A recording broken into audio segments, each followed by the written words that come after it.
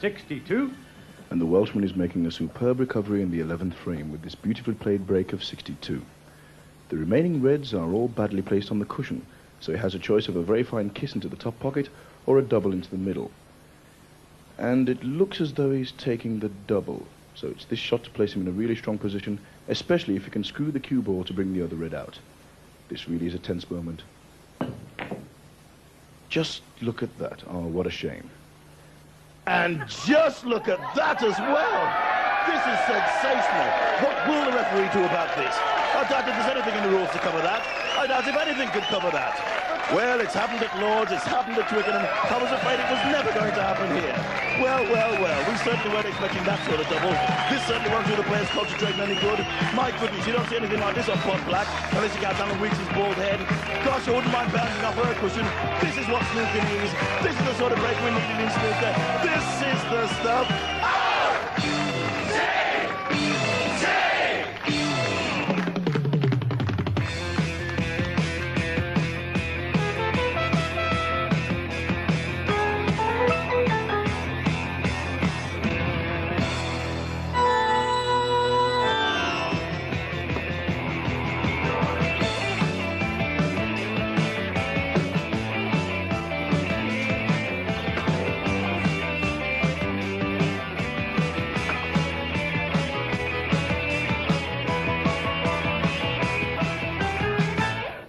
Good evening, I'm from the BBC. And I'd like to remind you that our breakfast television starts in February 1983, months ahead of our competitors. So make a date with BBC Breakfast Television at 6:30 every morning. Hello, and on behalf of good old ITV, I'm pleased to announce we'll now be opening up Breakfast TV in November this year. And we'll be cracking off at 6 o'clock every morning. Stay with us. The BBC has just decided that because of the really large number of exciting goodies we have in store, our breakfast television will now be starting at 5 a.m. Heidi hi. Hi TV back here. We just scooped the world rights to serialise on Breakfast TV, that great movie classic starring Linda Lovelace, Fanny by gaslight, moonlight, torchlight, candlelight, and broad daylight. It's exciting, it's ecstatic, it's exclusive on ITV Breakfast Television at 4 every morning. You've got to see it to believe it. So tune into BBC Breakfast Television at 3 a.m. for our daily repeats in slow motion of all the really dirty bits from the Borgias. The chronicle of clandestine cardinal capers in the cloisters. It's rude, it's bawdy, it's erotic, and it's on BBC Breakfast each morning at 3. You've seen news at 1, news at 5:45, you've seen news at 10, but wait till you see the new news at 2 a.m. every morning, read by Selena Scott, floundering naked in the bath of lumpy porridge. Yes, in news at 2, the main points are always exciting. Only the BBC dare bring it to your screens. Yes, it's here at last. Full frontal blankety blank. At last, we reveal why Terry Wogan always looks so smug. Exclusively on BBC Breakfast Television at 1:30 in the morning. They said we couldn't, they said we wouldn't, but ITV have proved them all wrong, and now you can see it only on ITV Breakfast TV starting at 1 in the morning. Yes, it's the Eurovision bonking contest with all the thrills and all the spills. You must tune into the BBC. The only channel with a breakfast programme starting before midnight the day before. And the programme we'll be bringing you unbelievably to your screens is rude, ribald and rowdy. It's got girls with bare breasts, men with bare bums. There's lashings of nudity, nudity and crudity. It's outrageous, tawdry, tasteless, and that's why we're calling it...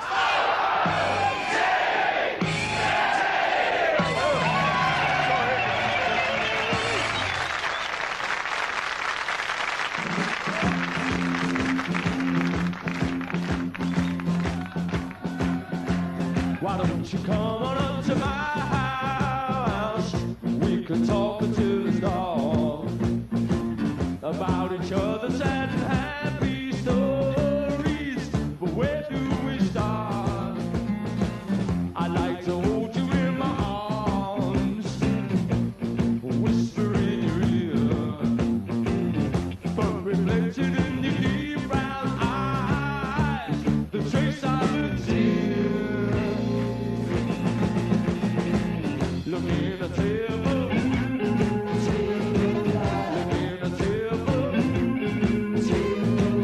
look in the table, I'd like to take you into my bed, but bring a case of wine. We can open up each other's hearts.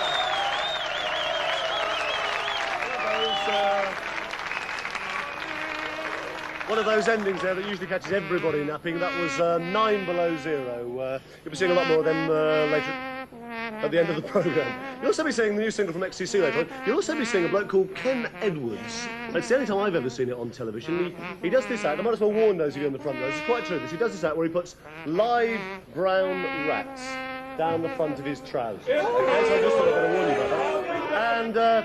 And meanwhile, just over the other side of the studio, about 3 yards from this ear, through him, just getting back into his trousers. My goodness. You're a man and a half. That was wonderful. Still, I suppose all the girls tell you that. Well... 11 times in one...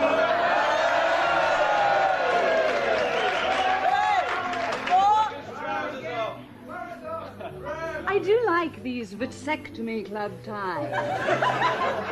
They're rather cute. I suppose you get them from the clinic. I wouldn't know, really. I picked mine up at a jumble sale.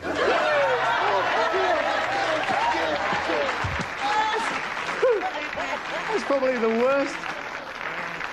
That's probably the worst bit of casting I've ever done, actually. The very idea of Bob Carroll as a man and a half. 11 times in one lifetime. Good heavens. We've still got another 10 to go. More subtlety later on, but last week...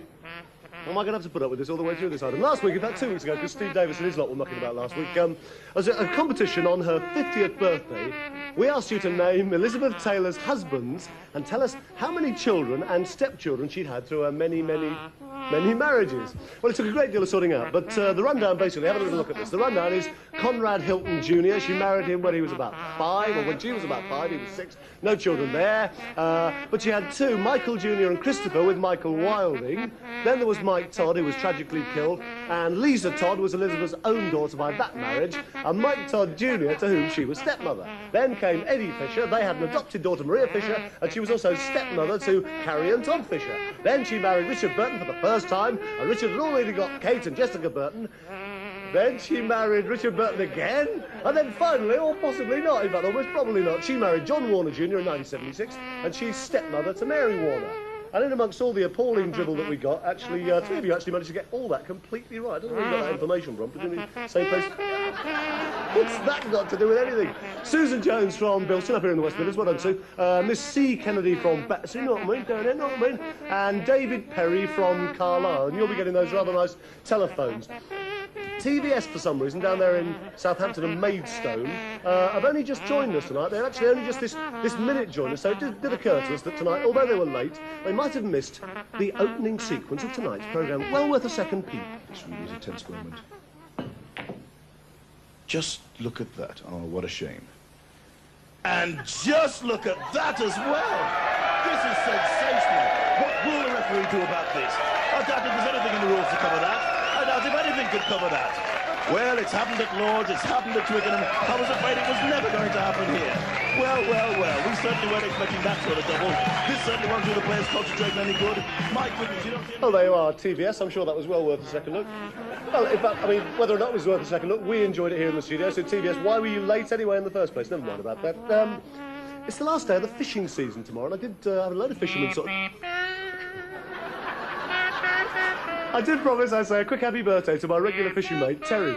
Terry's got this very dry sense of humour and a very flat voice that sounds like this all the time. And he arrived at the lake the other morning at the crack of dawn on an absolutely beautiful morning. And as we pushed our little boat out from the landing stage, the first golden rays of the early morning sunshine were glinting on the mirror-like surface of the lake. A heron stood silently fishing on the far bank. A flock of geese flew high above us, the frost glistened on the trees, and Terry looked up at the sky with a happy grin on his face and said, "Nice one, God." So, happy birthday, Terry. Meanwhile, in a distant barber shop, just behind that camera over there. Good evening, sir. Evening. Now then, I suppose you'd be wanting a nice shave, would you? No, just a haircut, please. Right. Well, do you want it washing? Good Lord, no. I shampooed it this morning. Washing. Right.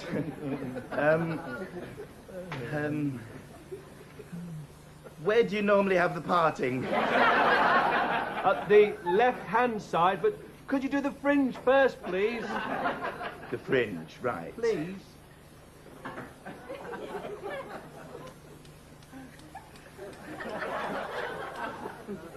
I suppose that was just a practice run, was it?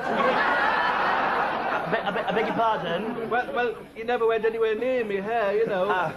Well, it was just a practice run. Yes.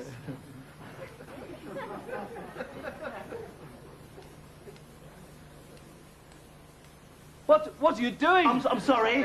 Sorry? Sorry, it's too late to be sorry. It's what you've done. Well, I can cut the rest of it to match. Oh, this is ridiculous. Oh, I'm very sorry. Get the manager. Well, I'm ever so sorry. Fetch the manager. Mr. Bishop. Mr. Bishop. Mr. Bishop. Mr. Bishop.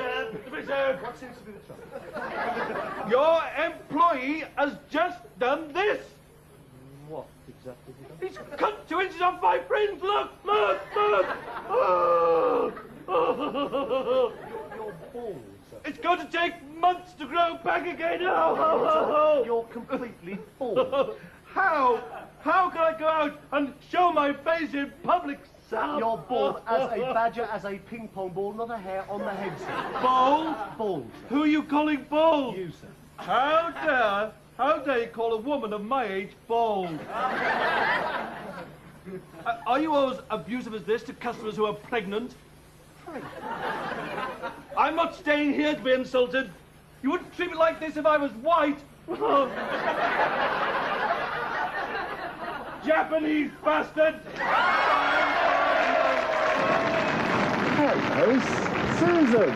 Oh, Stan, nice to see you. Not long to go then, eh? I hope not. I've been waiting long enough. It's 10 days overdue. Are you looking forward to it?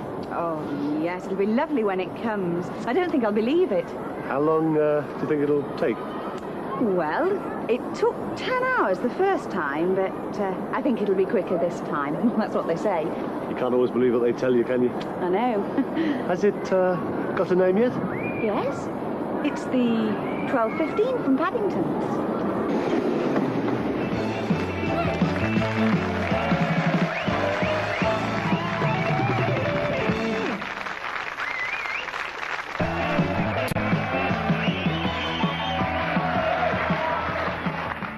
Hello. What are you up to this evening? Watching television? I thought so. There's probably a lot you don't like about television. The endless repeats, the mindless violence. We do our best, but times are hard. We receive millions of pounds of your money, but frankly, it's not enough. Now, I'd like you to look out of your window into the street and see if you notice anything unusual.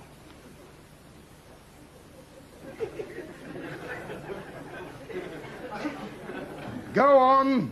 Go to the window. Look, I can sit here as long as you like. Well, we'll just wait for those who've got further to go. Now, did you see anything unusual? Strange vehicles? Men in flak suits carrying semi-automatic weapons? Yes? Well, they'll be coming through your door in the next few minutes.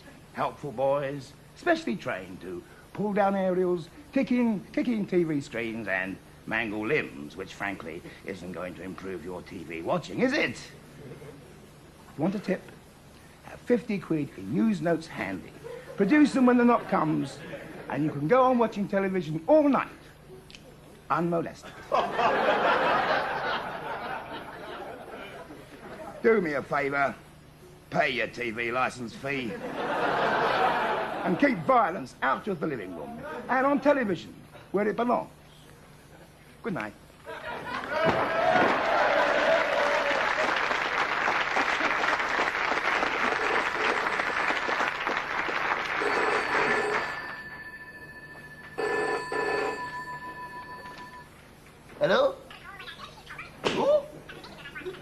President Reagan? Yes, this is Algernon Winston, Washington, Lincoln, Roosevelt, Nixon, Carter, Champion the Wonder Horse, Razzmatazz here. Hello there, Ronnie, my good friend. How are you doing? Oh, that's really great. By the way, Ronnie, I'm a real fan of yours. Yes, and I'm really impressed by that great new concept of yours, embalming before death. It's a great idea getting Barbara Cartland to do the commercials, too. What's that? Yes, I know you're popping over here to see us. You're staying with the Queen. Oh, she's really great. You know, Ronnie, we're really patriotic in my family. We even stand to attention to eat brown Windsor soup. What? Listen, Ronnie, my good friend, if you're staying at that castle, I hope you're a heavy sleeper. Well, when I stayed there, I couldn't get a wink of sleep all night. What with the clatter of those damned horses hoof on the marble floors, Prince Philip whooping every time he scored a goal and swearing every time he missed, and that Prince Andrew doing all that head-banging stuff to Motorhead, and his mother screaming at him, "If you dent that crown, don't expect me to buy you another one!" What? You're speaking in the House of Lords? Well, I can tell you, you're really going to be knocked out by the atmosphere in there. Well, it's a sort of mixture between gin, Friars Balsam, and Fiery Jack, with just a suggestion of bedpans. What? What are they like in the Commons? Well, I can tell you that as well. If they like what you say, they go. But if they don't like what you say, they go. What, you'd like to bring Nancy over here with you? Well, I'm not too sure about that. We've already got a whole bunch of Nancys over here. We call them the SDP. Hang on a minute, Ronnie. Hang on. There's somebody on the other line. Hello? Who? Mr. Brezhnev? Well, hello there, lady, my good friend. How are you doing? I'm just talking to an old drinking buddy of yours, Ronnie Reagan, on the other line. Hang on a minute. Hang on a minute.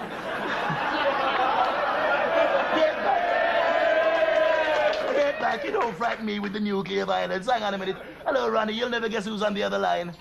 It's your old chum, Lenny Brezhnev. Well, this is really great. I tell you what, I'll leave you two to have a really good chinwag, and I'll get back to the program. Hang on. Well, there you are. Algernon Razzmatazz, Master Diplomat, strikes again.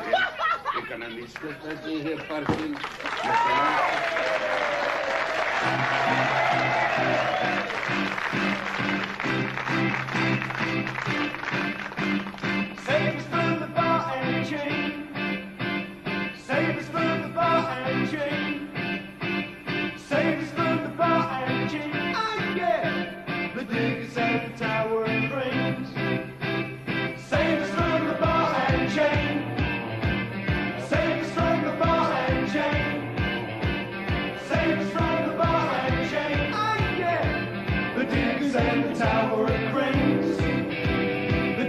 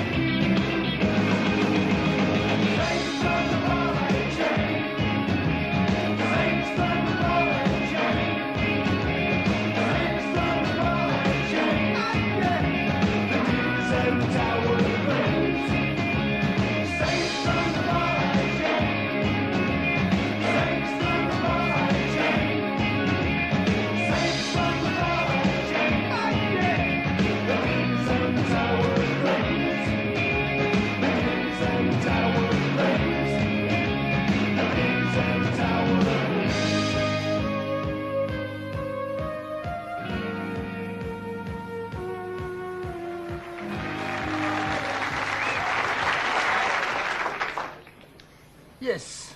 Well, Mr. Botham, we can offer you £20,000 if you'll sign up for the tour. I don't think you understand. It's not about money. I couldn't betray so many of my friends, my family, people particularly like Vivian here. Well, look, the sponsors did say we could push it up to 30,000. In the end, it's not about the money. There's no way I want to play my cricket in a country like that. Well, I could go back and try him for another 10. You don't seem to understand. You keep on about the money. Vivian here is my kid's godfather. Well, look, Ian, I'll be honest with you. They did say I could go up to 50,000. That's big money, eh? Now, your next answer will be the one I take. If you say no, that'll be it. 50,000. What do you say?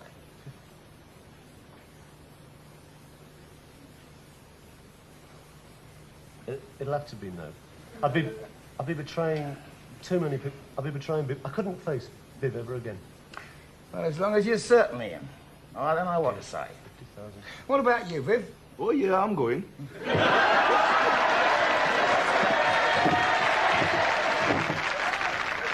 Greetings, nature lovers throughout the country, and I'm here, crouched in this rather uninteresting front garden here in Bromsgrove on a freezing cold March day. Mind you, it could have been worse. It could have been a freezing cold February day, and I have terrible trouble pronouncing February.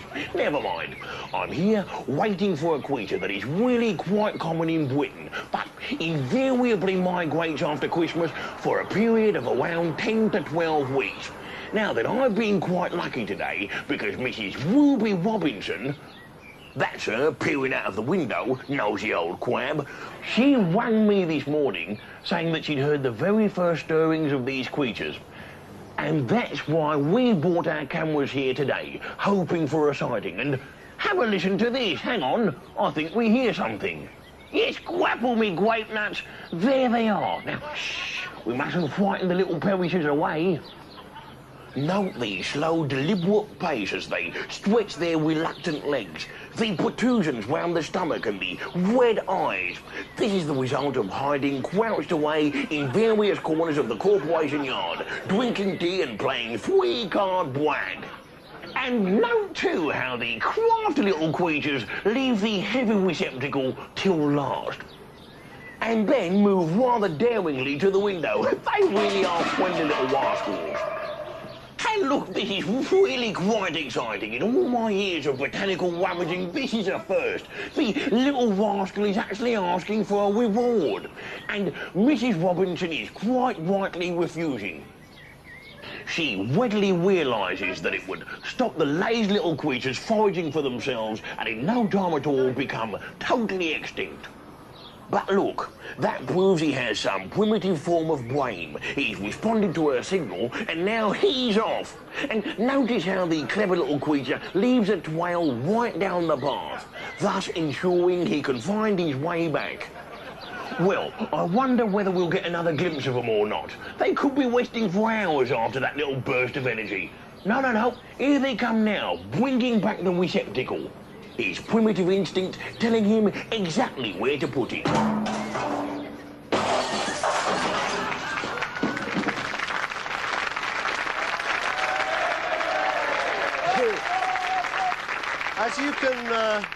As you can probably imagine, we had a great deal of trouble persuading anybody to actually lend us their house to film that particular item. We did find, in the end, a very nice little old lady, and I'm very, very thankful to her, my darling. Thanks very much for all your help.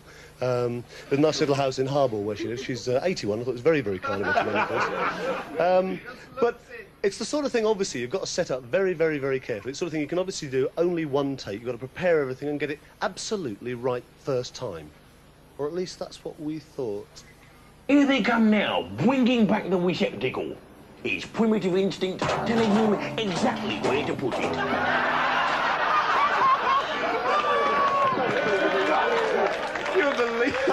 You wouldn't believe with a great big metal bin you can actually fail completely. He's hopeless. Very, very thin, Absolute very, very cheap glass fairy. window. Anyway, that was quite a pathetic display, really.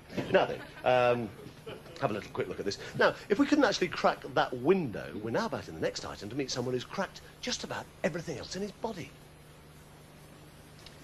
I don't know. You young ones are all the same. Never a thought for anyone else. especially those who have to pick up the pieces. I don't know why they let you loose on the roads. But, nurse, Look, don't do you mind not speaking while I'm trying to work? Oh, for goodness sakes, honest, the moment that you pass your test, there you are, flying around the countryside in those fast sports cars like a load of madmen. But, nurse... Look, do you mind not speaking? I'm trying to concentrate on my job.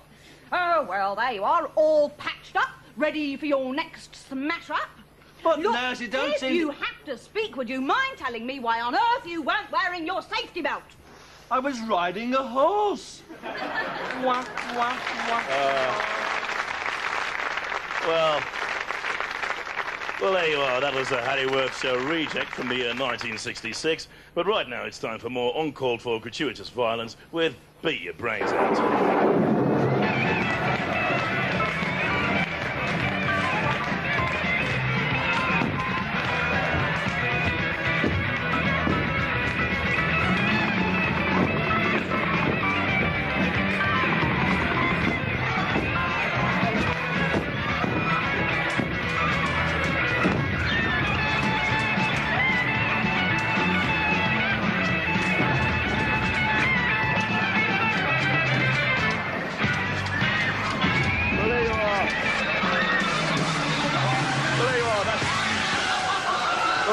Just about finished show business completely.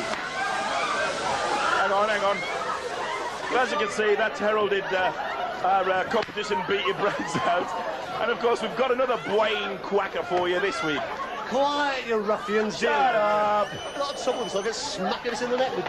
They all come tooled up, don't they? We used to give them the props. Now they bring their own. They sort of been... Remember the Force, Luke. Machine guns and things. Luke, remember the Force. That one up there. Oh, I see. Just... Now we're on that the one. The Force will help you. That one, right. Remember the Force. This week's competition, Postcards Only Biz this week, as always. This week's competition, we're going to show you a clip of film. We're going to show you a clip of film featuring the... Hi, how you doing? Featuring the... Thank you very much. Hey, you don't kid me, kid. A film featuring the tallest man in the world and the shortest woman. And what we want, have a little look at this piece of film. We want to know what exactly do you think that the shortest woman in the world is saying to the tallest man in the world?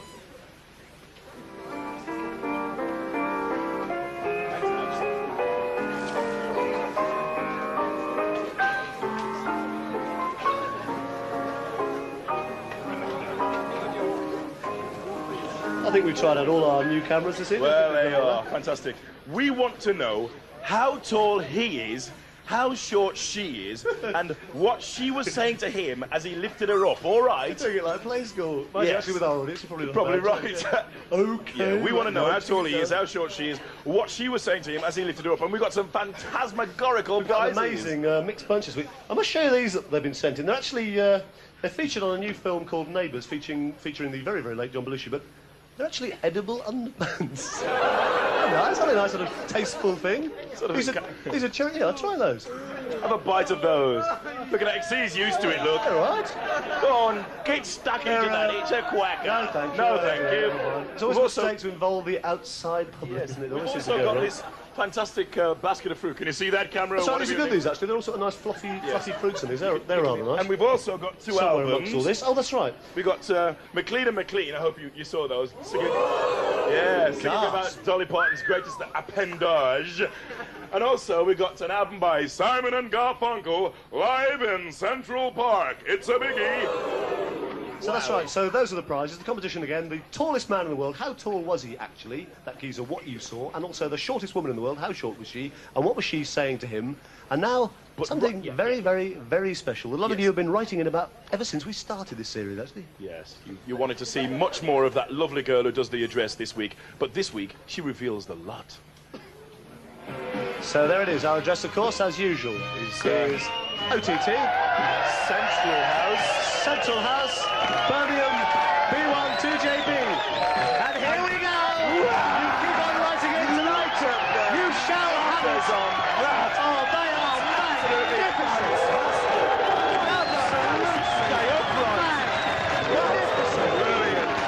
Oh my God, in all my years of broadcasting. So much larger and firmer and riper than we can ever possibly She practically killed the first 3 rows. As you understand, that meant nothing at all to us, but that did mean a great deal to those of you who keep on requesting that. We're So just not we've got into that out of the way, thing, okay? That particular gratuitous piece of exposure of that rather attractive black lady's flesh. We've got that out of the way. We can get on now with the satire. We can bring down Macmillan. We can do all that kind of thing with this.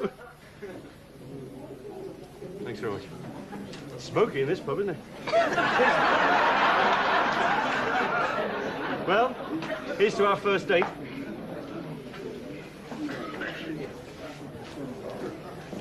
I knew you'd do that. Do what? I knew you'd give her some money. Weird, isn't it? You always give the barmaid money. It's called paying for the drinks. Oh, yes, but I knew you'd do it before you did it. It's sort of telepathy. It often happens to me. It's not telepathy, it's just obvious. No, it's not obvious. No, because, I mean, you could have refused to pay, or you could have forgotten your wallet, or you could have had an epileptic fit.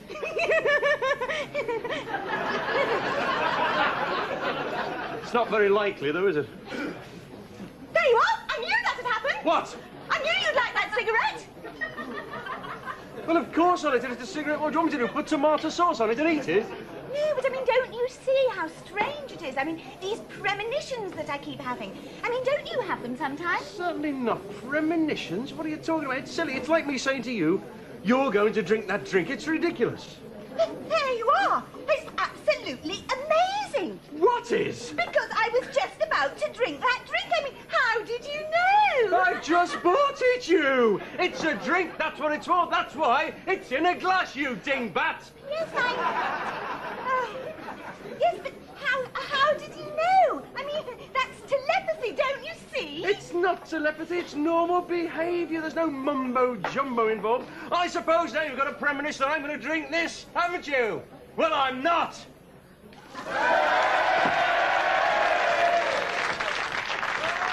Now what do you say?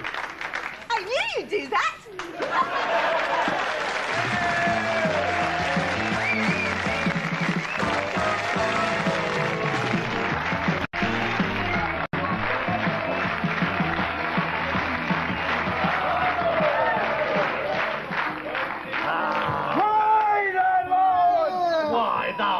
Swine's head! What meanest thou? Keepest thy distance, thou foul and saucy knave. How sayest thou? Dost call me a rogue? Aye, that I do, thou demon with upturned Yorick and downturned Splendor. Why, thou whoresome, festering scab! I'll pay thee with vengeance, that I will. Thou art a yellow-livered tosspot. Hold thy unpleasant wind, ere I ruffle thy grillocks. I'll see thee first shrined in hog's turd. Oh, stint thy clap! Oh, stint yes, mine stint clap! thy clap. Oh, stint mine clap! That I may, if thou first pisseth thyself off. Fie and play tightly. May thy Yorick ne'er more lay with womanly squillet. Why, thou cretinous piece of dry horse pat. May thy bowel strings burst asunder. Fie, false and unkind, is monstrous villain. Thou speakest through thy cullions. Cullions? Aye, they which dangle Enough. below. Enough, thou Ferkel larrikin. If I be a Ferkel larrikin, thou art a manking mumble start. Thou fartingay. Hogs dongler. Goat straddler. Thou brood troopers Silence, wench. black, with a ram's throat of winkle gristle.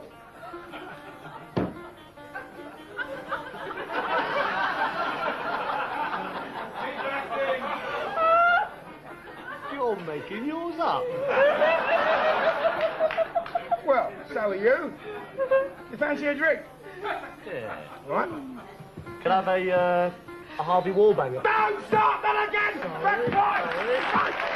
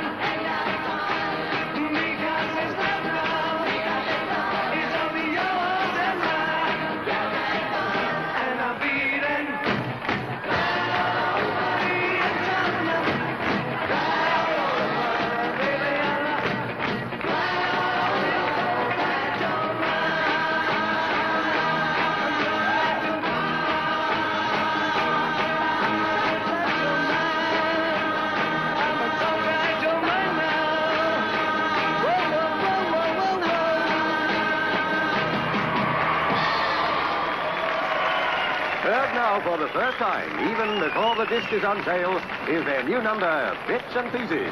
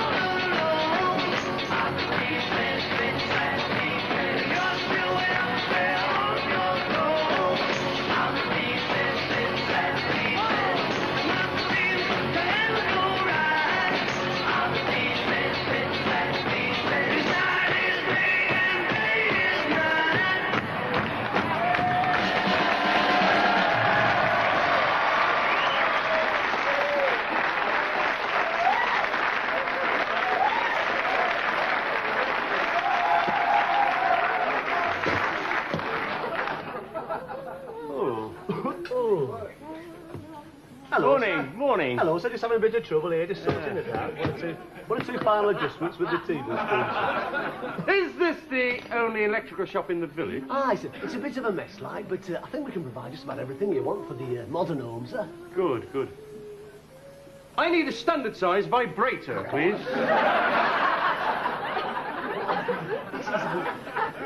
This is an electrical shop, sir. Yes, it's an electrical vibrator I want. Won't you stop saying that? It's for my wife. Well, I hardly thought it would be for yourselves. Oh, never mind. Well, don't you stock them? Certainly not. Oh, dear me, that's very inconvenient. Perhaps you could suggest where I might, somewhere in the village, find a standard I think it's extremely unlikely. Perhaps I could get on with serving one or two of the other customers. Surely the chemist stock vibrators. No, they do not, sir. Excuse me, madam, can I help you? Perhaps you want to be served, do you? No. I'm in no particular hurry. Oh, dear. Well, if I can't find the standard size, I might be able to find a really Look, big... Willie, I don't know where you've come from. You come up here to a little village like this with your funny, peculiar city ways and your peculiar little kinks. Well, don't bother us. Oh, We don't want people like... Oh, she'd go away and not come back. Oh, go then. Yes, I wish you would. Shove off. I'll say cheerio then. Thank you very much, upsetting my locals. Go away. Go on, shove off. And don't come back. My I suggest that you try the garage. They have them on special offer this week.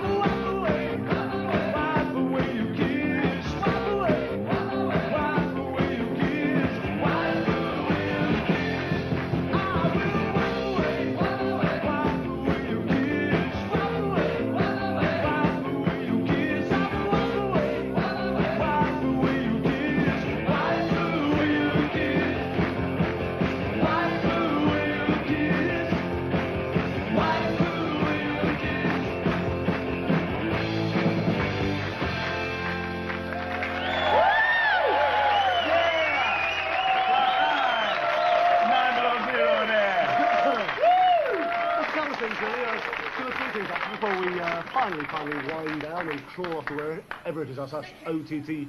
Oh, there they are, all shouting at each other. Get out, get out of the way. One camera man getting in the way of the other. We always give away the VPITA award for the silliest looking person in the room. Can we have a little, just a slow look at them tonight? Come on, I mean, everybody at home says, what sort of people actually come in? Let's have a little... Yeah, let's have a look at all of them. Cameramen desperately wheeling like that. Let's have a little look at a typical O.T.T. audience. We know which one we think's the silliest, but... Here he is, yes, he stands head and shoulders above the rest. Yes, he does, but listen, can we just have a little slow look at some of the others? Have a little wander round, if you will. Let's have a little look. Just look at audience. Marvellous cross-section the sort of people that come in, a typical Let's cross-section. have a look at them then. The youth of tomorrow, Look at that one there. future cabinet ministers. Look at the state of those teachers, legs. lawyers. There's a few over there, look at that. There's head shrinkers. There's a Sid Snot devotee over there, look. Look at the state of that. He's got a face like a bucket of frogs.